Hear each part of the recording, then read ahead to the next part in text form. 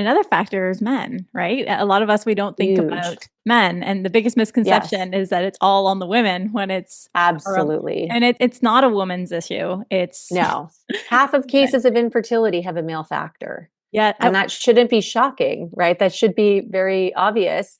But there is this, men are shielded from this conversation so much. And I shouldn't say it as in it's all advantageous for them. I think they have way less of a community online. Mhm. Less men talk about fertility. There's less support for them when they are, identified to have a major problem, especially like lack of sperm, things like that. I think women, we've done a great job of coming together and forming communities. And I think men get left out of the conversation all too often.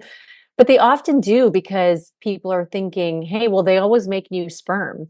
So they don't have the same problems that we have. And it's easier to fix all the problems because there's this narrative of, well, IVF, you can just inject the sperm directly into the egg and Mhm. overcome everything.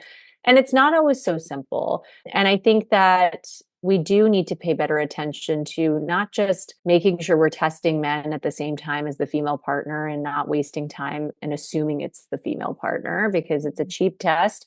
It's not that invasive at all. And it can give you a lot of important information. And men can keep making new sperm. And so there's always room for improvement.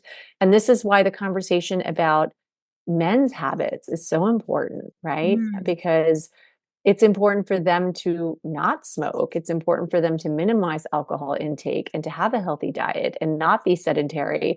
And, if they're struggling with obesity, that can be a major problem for healthy sperm production.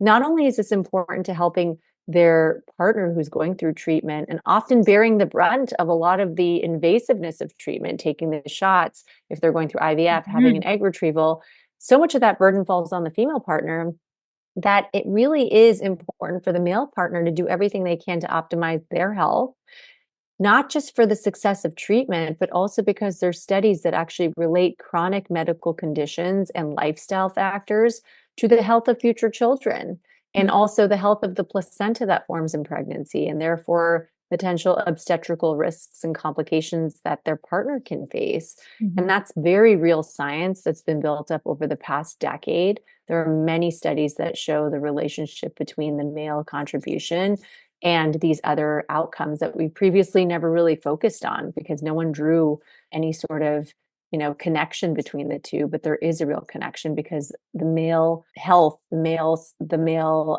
genes and contribution to building the placenta is so integral to the health of a future pregnancy. Mhm. In your book, you said that, men do have a biological clock in a way. Male Yes. infertility contributes to, you said, half of all infertility cases and 30% due to male factors alone. I was like, whoa, Yep. how do more people not know that? I Yeah. know. And It's it's something that is potentially treatable and something that we can be working on. So both partners need to concentrate on being the healthiest version of themselves and really, showing up with their A game. That's what I always tell my couples that I treat. Mhm.